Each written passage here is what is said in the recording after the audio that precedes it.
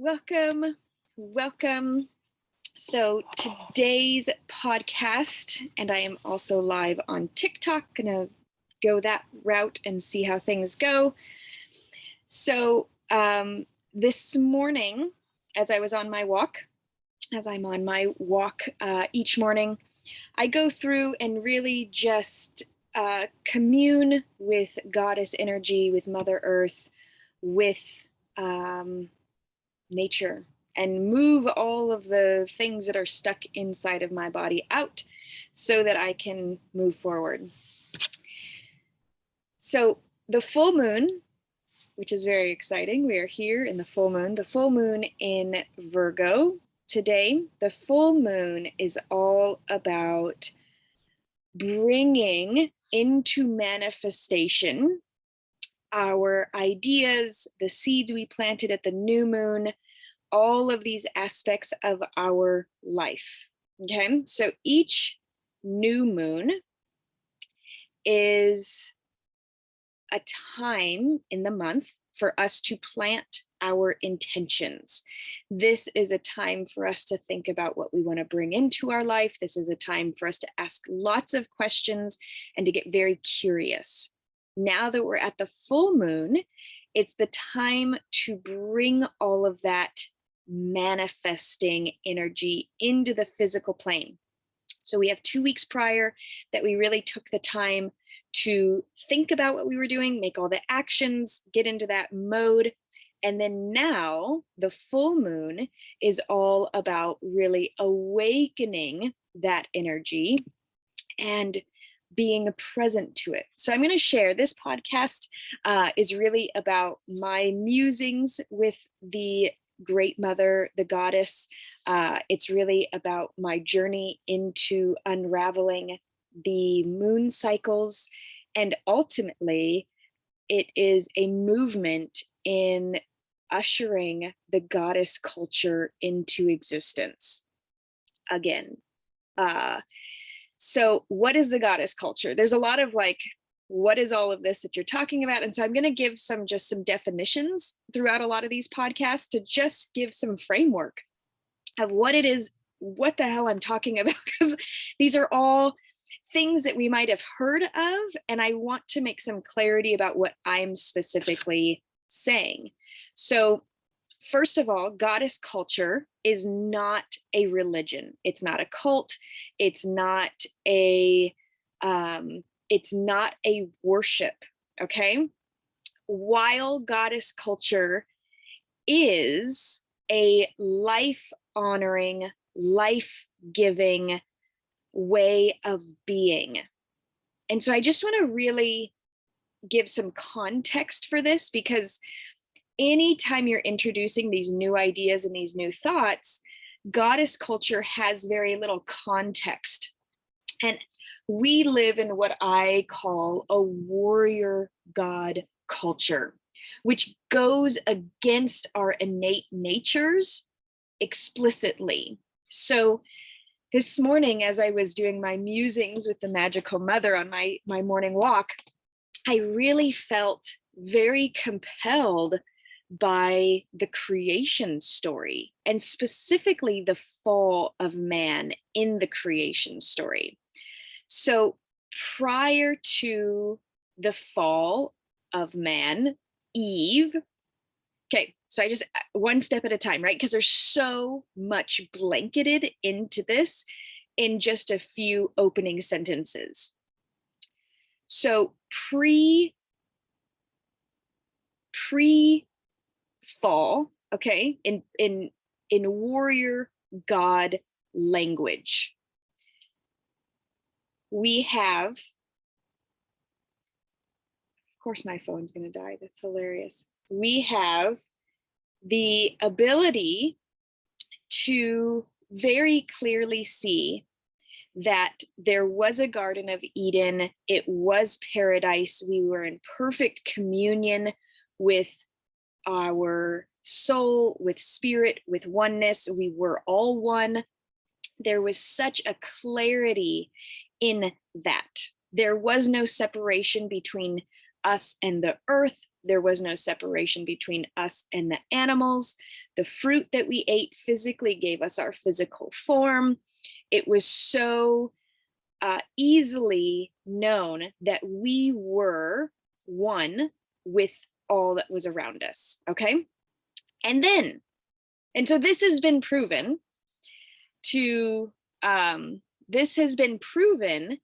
to create space, all right, to allow for us to now have context that the archaeology and the buildings that they are finding from 7,000 years ago are actually now known. There's these things called Venus figurines that are found all over the globe, and they are very well known.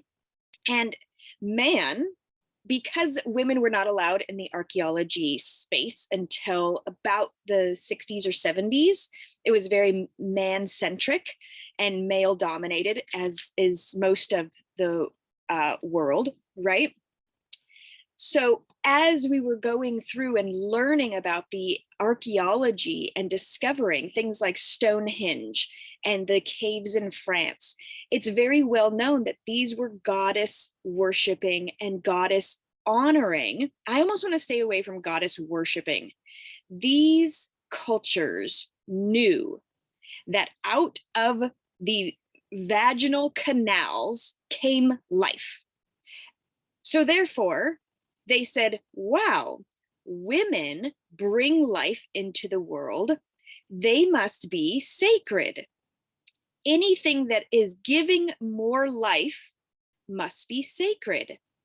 And so as this happens, there's a really incredible and profound thing that happens in our own brain where we go, interesting.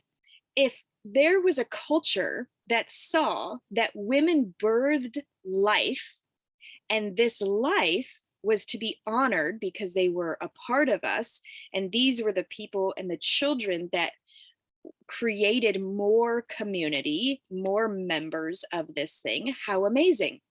They also connected that the birthing of life, women were also responsible for rebirthing.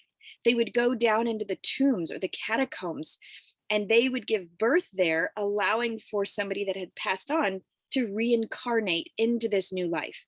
So they were birth givers, they honored death, and they honored the fact that we reincarnated.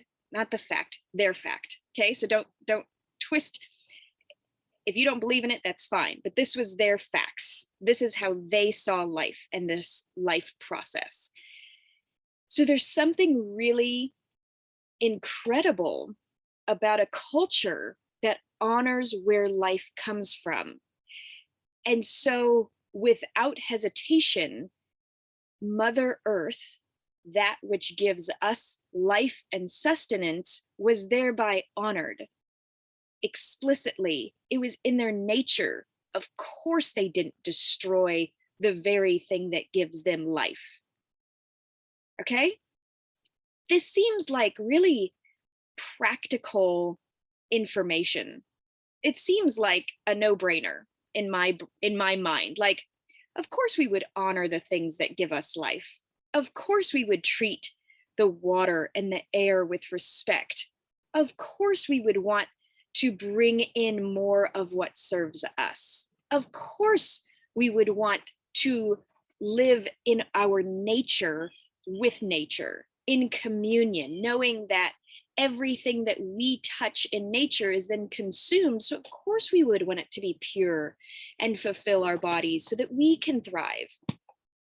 So how in the world did we get to a place where it was a Garden of Eden, a place of beginnings and communion in oneness with nature, to let me have more than my share because I want more?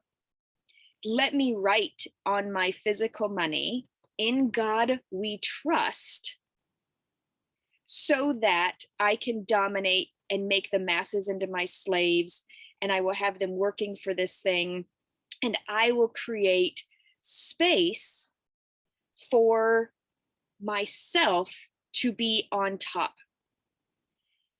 So introducing a warrior god culture, it was not instantaneous.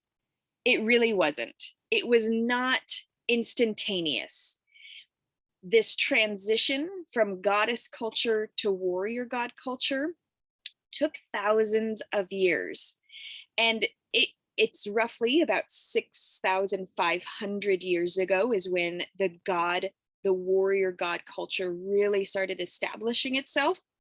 If you look into the Abrahamic timelines and things like that, they actually, in these warrior god cultures, messenger audio, say that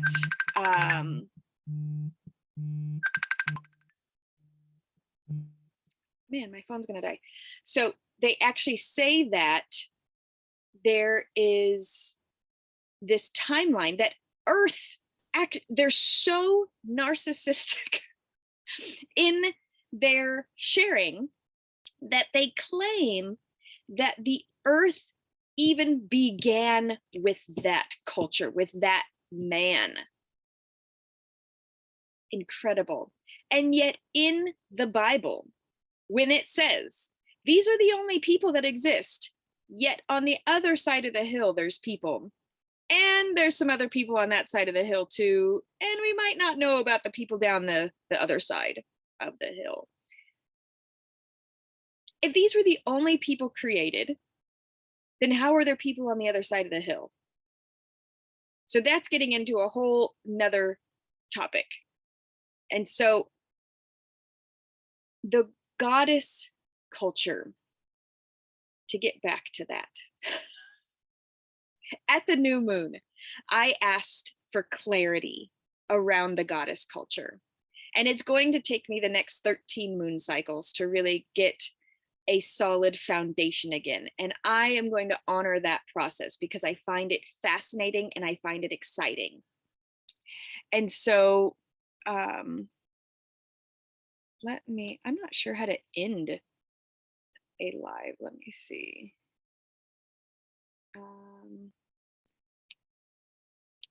Yeah. Anyway, so I'm distracted because I'm getting all these bings and tings, and I asked a question at the beginning of the new moon. Okay, so we're in the full moon now. I asked a question. I said, I know that I am an embodiment of the Great Mother. I know that I am an embodiment of Mother Earth. I know that I am an embodiment of the goddess. I claim that I am a priestess and an herbal priestess at that. And I honor that. And I know that I cannot stay silent any longer. Years ago, when I used to share what I was doing and the practices that I would be sharing, it would be very clear that people would look at me as if I was an alien. And still, I get that. I get called, after a conversation of sharing some things, people often say, wow, you're very interesting. And especially in the Midwest, they're very kind, right? They smooth over all of their words very nicely. And so there is an aspect of being in this space, and I am okay with being this embodiment. I am okay with allowing myself to be a vessel for this movement. And so now that I've got clarity on that part of it, that was part of the clarity over the past 2 weeks of really putting into language what it is that I've been searching for.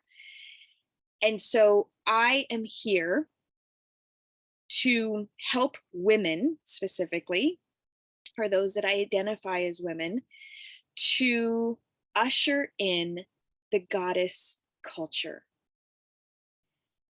Now, what does that mean? I find it very exciting, and yet it's terrifying at the same time, because I look at Jesus and his teachings, and he was only able to usher in the goddess culture being love, having women right alongside of him, equally in share, not having any tolerance for these aspects of cruelty or discrepancies in wealth and power. And his ministry of teaching the goddess culture lasted 3 years.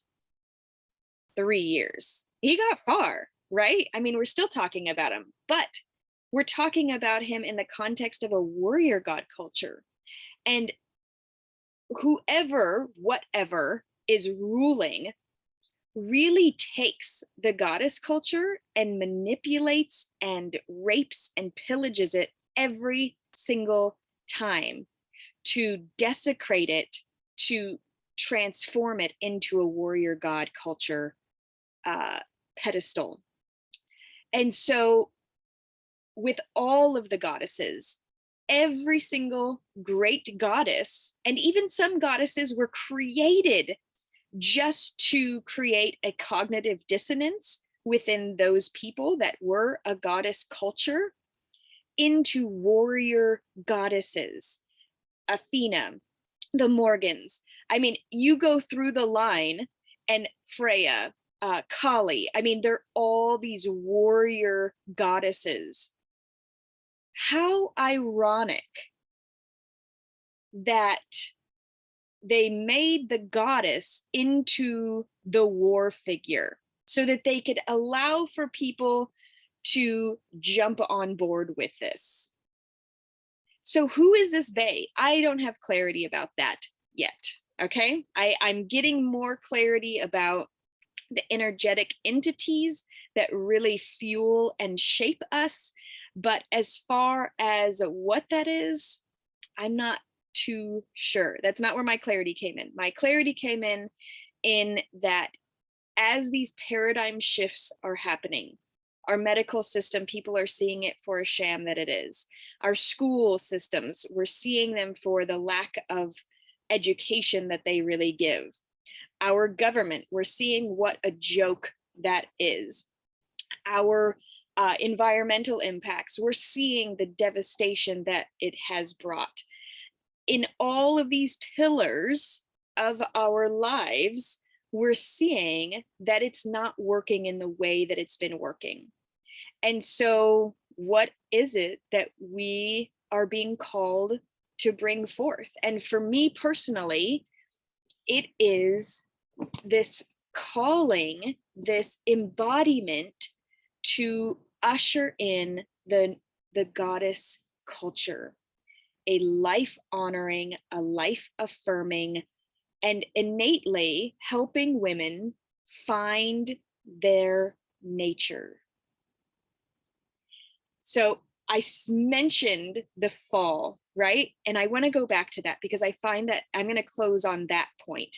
And I'm going to try not to just fire hose for every one of these because I'm going to be sharing daily from here on out. And I'd like to just give some little pieces to conjure, to think up, to sit a spell with, right? And so with Adam and Eve in the garden, there is this aspect that Eve found the tree of life, which is a known symbol in goddess culture. Okay, the tree of life is on every temple pre 7,000 years. The tree of life is that, the tree that gives life.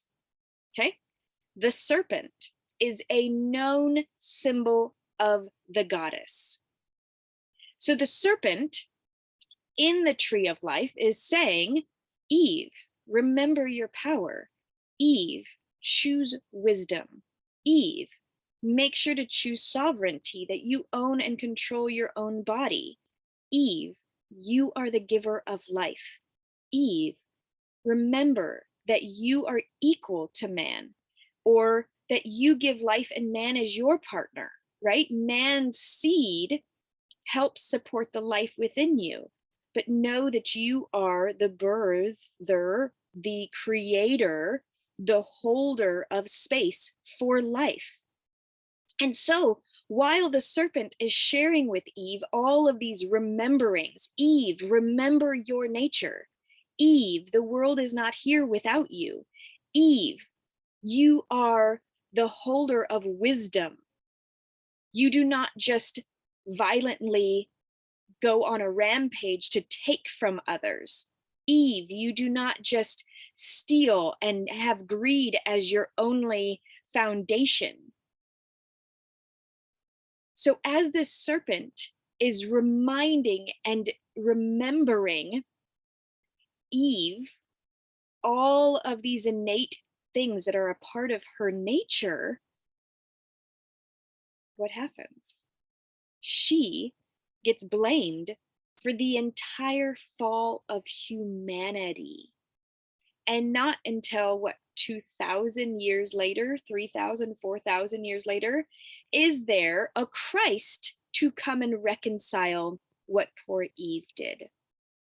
And yet that Christ came in to do exactly what Eve did, say that women are equal, say that women are a vital component to this, say that the wisdom, Sophia, goddess, the Holy Spirit is the female of the Trinity. Hello? Without the female, without the wisdom, without the goddess, without that innate goddess culture, we have slavery, indoctrination, injustice, poverty, we have war, we have desecration, we have the destruction of the planet, we have greed and violence and home structures that are devastatingly traumatic. So can you imagine, this is what I've been doing for the past 2 weeks, is sitting in this space of envisioning what life would be like if we were to integrate and embody this goddess culture. I have 22 acres, and I'm very clear that these 22 acres are going to be a space to help usher in this embodiment. And I have a 13-month course that is going to be coming out week by week over the next 13 months called Remembering Your Magical Self. So if you'd like to join in that, this is going to be a shattering of our foundation, shattering the foundation of warrior god culture. And it's going to be a remembering of our magical self and really embodying goddess culture. And I've made other programs in the past and things like that where I did shatter the foundation, but I kept rebuilding on top of a warrior god culture, money and society and modern medicine and all these structures around me. And I'm finally got the clarity that that foundation is shattered completely. There's no reason for it anymore. It is not serving me. I don't want it.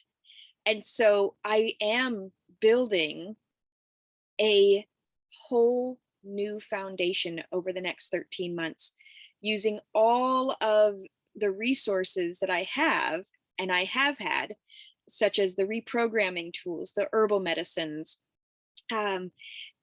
knowing the healings, the activations, channeling, being a medium for for Mother Earth, doing all of these things. And then on top of that, the nugget that is so incredible that we can see no matter where we are, and that's the moon cycles. The moon cycles, and this full moon is really such a telling part. And then the new moon is on April 1st. And so right now, this manifestation period is really about bringing in all of those things that you have been actively wanting to shift and change in your life and playing them out in action, being these things, being this change. And that is very exciting. It's very exciting. So starting on March 21st, spring equinox, I'm going to be doing another podcast, and we'll be doing it as a gathering with some other people. I will be doing a healing session and a group kind of a thing. And then we go into the new moon on April 1st, and I will be starting to do a everyday lives. And so where is this going? I'm excited to see where this is going.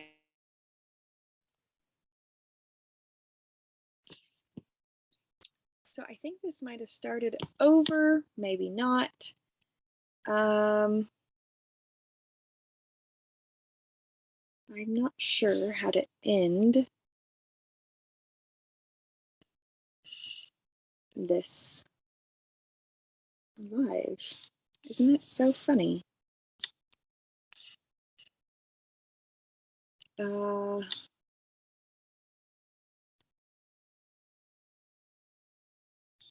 In now. Okay, there we go.